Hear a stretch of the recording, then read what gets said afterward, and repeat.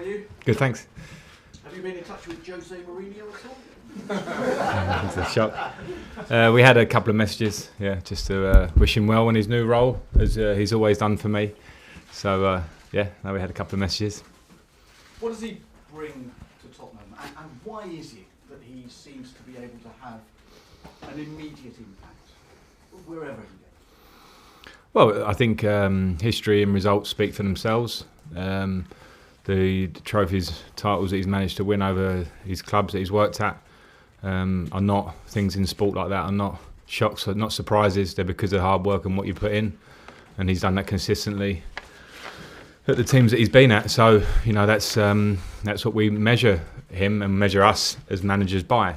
The other thing with that is that wherever you go is a new beginning. So I don't think you can rely on that yourself, and I'm sure he won't be behind the scenes. But that's why people will hold up his record and expect big things from him. With him back in the Premier League, does it make things tougher for everyone else? Does it make things tougher for you, for everybody else? Well, it keeps him off Sky Sports for a while, which is one thing. But it's he's got a good team. They're a very good team. And at the start of the season, when you look at Spurs, there are a lot of people's favourites to be in the race to win the title. Now, I know they've had a difficult start, but I think when you look at what Pochettino has built over the last years, I've got huge respect for what he's done at that football club. And I think what Mourinho takes on is a group of very good players, even though they're in a slightly false position, I believe, at the moment, for whatever reason. So it will be tough because they have quality players, they have a quality manager, and they have all the structure there. They have a training ground, a stadium, and all those things. So, they're going to be a threat, without a doubt, Tottenham. Do you think it puts them back in the race, back in the top 4 race? Yeah, without a doubt, they're in the top 4 race. I think that was the story at the start of the season, and it will be the story now and at the end of the season because of the quality. When you look through their team, pound for pound, it's why they've been there in the last 3 or 4 years. It's why they reached the Champions League final. You look at their players throughout the squad in depth, the strength that they have. You look at the individual talent they have, particularly in forward areas. Off the top of your head, anyone with Harry Kane in their team and players like that are going to be a threat. So, I knew that before, and I know that now. Did it surprise you that he went to Spurs, especially after what he said when he was Chelsea boss about not going to Spurs? Well, that's only his decision, and you only make that decision as you go. And I think Jose Mourinho has managed a lot of football clubs over a long career, and sometimes that's what happens. So that's his decision, and whether fans judge you or not for it is not something that's out of your hands. It's something that you take those decisions and you'll see. But I think as a professional, you have to understand the right to work. But we do also have this sort of tribal instinct in this country where fans react to that. But that remains to be seen. Last couple, Ian. Well, given your association with Chelsea, then, could you ever see yourself at Tottenham? I can firmly say no, and you can replay that again in 10 years or whatever you want. But no, it wouldn't happen. But I think things are different. As I say, Jose Mourinho works at a lot of football clubs, and we have to respect his right to work. On the other hand, I was here for 13 years as a player, have an absolutely deep feeling for the club, and I obviously went to Manchester City for a year at the end of my career, but Chelsea is certainly something very close to my heart, hence why I'm so proud to manage this club. And hence why, unfortunately, I wouldn't manage Tottenham. And that's no disrespect to Tottenham. I've got a lot of friends that are Tottenham fans and Arsenal fans, etc. But sometimes there are feelings when you're in it that there are some things you wouldn't do. Not disrespectful to the club, but just because of what Chelsea's given me over my time here as a player, what it's given me now, it's something that's certainly not on my list. Last one, Ian. Manchester City, this weekend. If at the beginning of the season someone had said to you, you'll go there towards the end of November, you'll be a point ahead of them in the table, what would you say? Thank you very much. I'll take that out of respect for Man City because of the levels that themselves and Liverpool have reached over the last 2 seasons. It's been incredible to watch. I watched it from the Championship seat last year. I watched it in the studio the year before, and I've got nothing but respect for both of them. So for us to be in that position is something that I'm pleased with. I actually want more as well. I look at ourselves predominantly and don't consider others around us and think, where might we have got more points? And there are times when we could have done. At the same time, it's nice to be up there and around it, and a great test head-to-head tomorrow to see where we're at. And it won't be the end story. You can go to Manchester City and lose. Anybody can. They're such a strong outfit. It's what Pep Guardiola has built, what the club have built over recent years. So I won't be making huge judgments on win or lose tomorrow, without a doubt, because our story is one that's 3 months or so in the making. In terms of me being here and in terms of some of the younger players in the transitional feel. Their story has been one of 4 years and more from before Guardiola of hard work from top to bottom in the club, putting a team on the pitch that has real quality, and that's why they've been successful. How do things stand with Christian Pulisic? He obviously didn't go with the US during the international break. Yeah, he didn't go, and we had full-on communication with the States and their manager, with Greg, and their medical team, because I like to be really open and transparent with that, because I respect that they want their players and their top players as he is. But he had a problem going into the last game against Palace, and he was struggling, and hence why he came off after his goal, and we had good communication. He missed the 2 games. He's started to train again this midweek, so he's in contention to play. John. Everybody back healthy and well and on time? Yes, yeah, they are. Everyone's came back and healthy and well. Yes, pretty much. Callum Hudson-Odoi is probably the one that has a hamstring issue, which he picks up in the England game. So he will struggle to be in contention for this game, but we're hoping it's short term. And where are you with Loftus-Cheek? Is there a date yet? No. No. No. Okay. Do you think Manchester City are a different proposition this season? They've lost 3 games already. Are they more vulnerable this season than they were last? I don't think so. I think Premier League football. I think it's quite casual to sit there and say, they've lost 3 games and that means they're not as strong as last year. I still see them with the same strength and understand that they're what they have and what they can do to teams. I've seen some, I've been watching them a lot this international break. There's an overload of watching Manchester City and Raheem Sterling and De Bruyne and doing these fantastic things. And I don't. Listen, they've had their injury problems. We know that. I think in defensive areas, but they're a great team. So they're as big a threat as I think they've always been in recent years. Just talking about the international break, how do you find it when you're knocking around here and not too many people about, probably watching videos?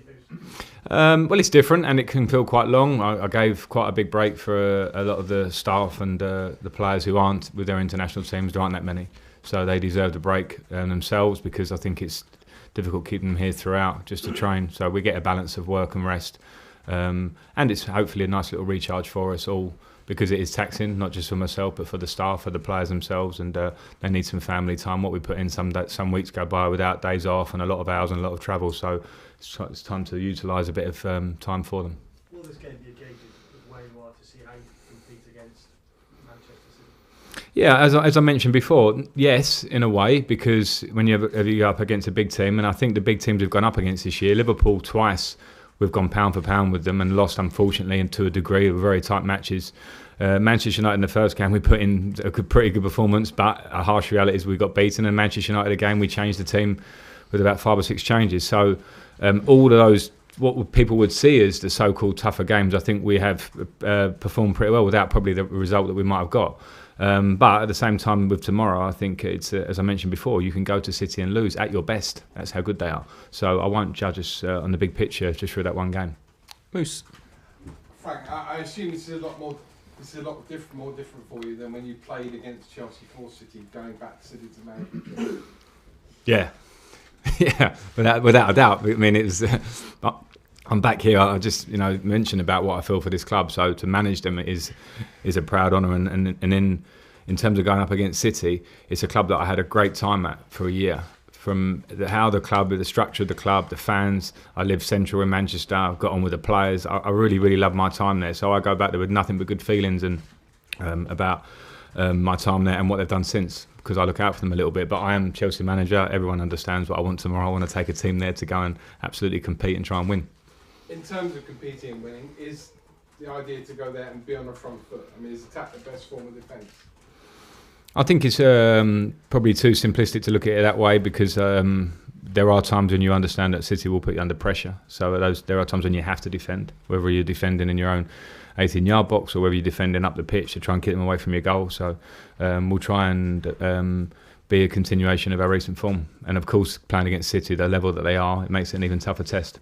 During the international break, first England goals for Tammy and for Mason. I mean, if they haven't scored, if they haven't been exceptional up till now, that's just the icing on the cake, isn't it? Yeah, brilliant for them. I was so pleased to watch them play, watch them score, and again, that's a little continuation of their form. And I know from being that younger player with England that when you go away and something like that happens, it helps. It boosts your confidence. It gives them another sense of feeling at home at that level, at that stage as well, which for your all-round confidence is a great thing. So I was very pleased to see that. And finally, Pochettino being set this week, I mean, most people would have thought that couldn't happen this season. There were a group of managers that couldn't be sacked, including yourself. So you're in an elite group of managers now. I think it's just you, Guardiola and Klopp, isn't it? No, it's certainly not. It's certainly not. What I will say, while you ask about Pochettino, is that I've got huge respect for him. I've met him a couple of times. Once when I was on my coaching badges a couple of years ago and went to the Tottenham training ground, and the hospitality and the time that he gave me when he didn't really need to was something that was pretty special. And I watched from afar when he's taken that team and done incredible things with younger players, with the development of the team, and he moves on, and I wish him very well, because I think he's a very what's the word I'm looking for? He's a classy man in how he works and how he is. So wish him well in whatever his next challenge will be. Okay, last two, then we've got to finish Martin and then Carrie at the end. Hi Frank, you've got Jorginho available again tomorrow, and you haven't had Jorginho and N'Golo Kante available very often in the league games. I think they played 3 league games for you so far. You know it was a big issue last season how Sarri used the two of them. I'm not expecting you to tell me how you're going to use them on Saturday, but how have you addressed the issue? Are you looking at things that you might change, or how do you see them as a pair or as a different kind of role as an ex-midfield man?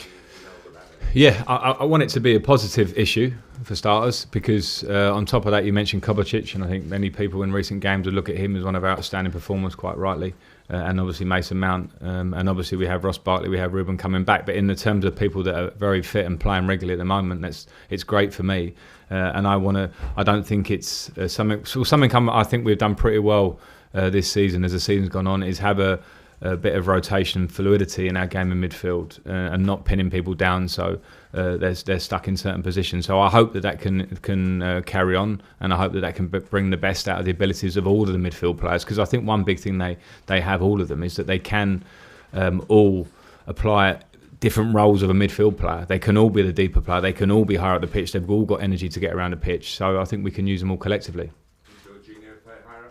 Yeah, but I don't think it's a case of I'm going to stick him in the number 10 position, but I think you have to give him the freedom to leave his areas if he plays as a deep midfield player, not just with the ball, which he can play some really nice passes. We saw against Watford what he did with his through ball for Tammy, but also without the ball, because he has a real perception and an energy to go and close down and start the press.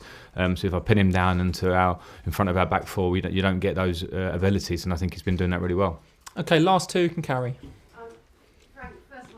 Huge encounter. Are you quite grateful for Jose for taking his attention off this match for your young team? I don't mind. You know, I think it's been a good viewing for us all, and I think that having the Premier League, having people of such character and quality as Jose Mourinho is a great thing.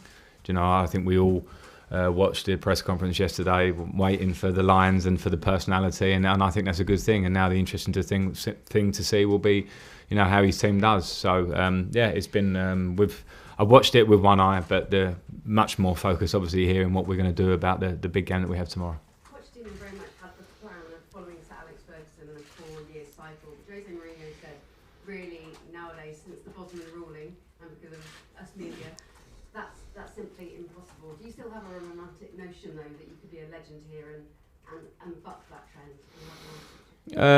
Well, maybe a romantic notion is one thing, but I think the real notion is that that you should only look in the very, very near future, because as we sort of alluded to earlier there, that you are always results or performances away from a difficult patch or a good patch. At the minute, everyone's keep talking about how well we're doing. I don't like that. I get nervous. I want to play that down, and I want us to keep doing well. So I am certainly not one that looks further ahead than the next game, the next little period of games, and what will be after that.